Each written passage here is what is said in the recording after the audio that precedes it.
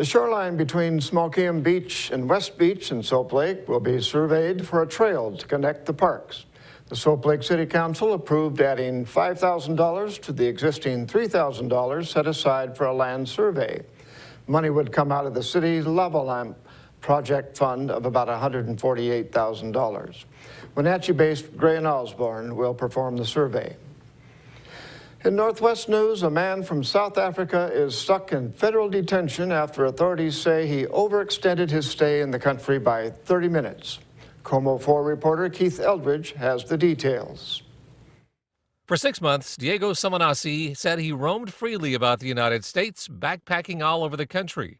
But when his time was up June 14th and he tried to enter Canada to continue his trip, he didn't know he needed a visa to get through the border. Canadian authorities at the Peace Arch crossing turned him back to the U.S. side, but it was 30 minutes past midnight. What can I do if I can't come back to the United States? And without making a lot of questions, he just arrested me. U.S. Immigration and Customs Enforcement, ICE, seized Samanasi and transported him 145 miles south to the Northwest Detention Center in Tacoma, where he's been ever since. I think it's ridiculous. I think it's one of the problems that we have with our immigration laws. Seattle immigration attorney Steve Tanijo was so incensed he agreed to take up Samanasi's case for free. I used to backpack around the world as well, so I mean, I kind of relate. Tanijo says ICE has offered to let Samanasi out on a $7,500 bond. Which he has no money. I mean, he's a backpacker. No, I don't have it.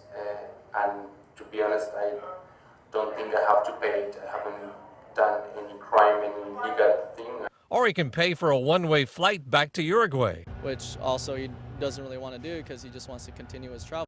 Samanasi says he's done nothing that deserves this kind of treatment and is willing to sit in confinement until he can legally get on with his trip through North America. What could be tougher than racing a homemade boat built out of cardboard?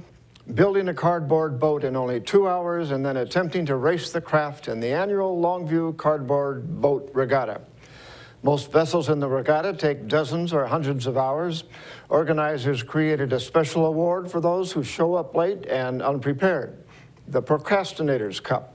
Only 2 teams of procrastinators raced yesterday on Lake Sacagawea. Tim Campy of Rainier, his 10-year-old daughter and 18-year-old niece called themselves the Sombrero Heroes. 8 Washington National Guardsmen called their boat the Keep Calm and Soldier On. The Guardsmen capsized on entering the water, and the Sombrero Heroes drifted over the finish line for the win. A prosthetic leg that washed ashore in Kingston over the weekend has been returned to its rightful owner. Como 4 reporter Michelle Esteban was there when the woman who lost the leg and the woman who found it met. Hannah Listall has likely never been so happy weeding. She was very excited, ecstatic that I had found the leg. And she's still riding the high from this morning when she reunited Poulsbo's Megan Smith with her lost prosthetic leg.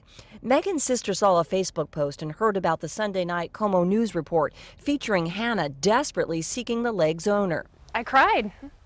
And then I laughed. And I was so jittery and so excited, I could not wait to get it back. Hannah found the prosthetic Sunday morning along Kingston's shoreline. So we were trying to hit the low tide point so we can kind of beachcomb, see what we can find. And I saw a foot first.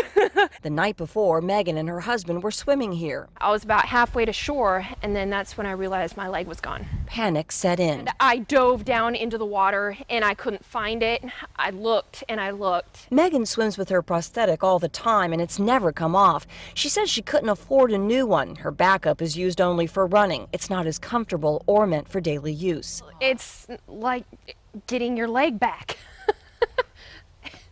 And it's what I use every day. And that's going to do it for us here at iFIBER 1 News. We want to thank you for watching, and we'll see you again tomorrow.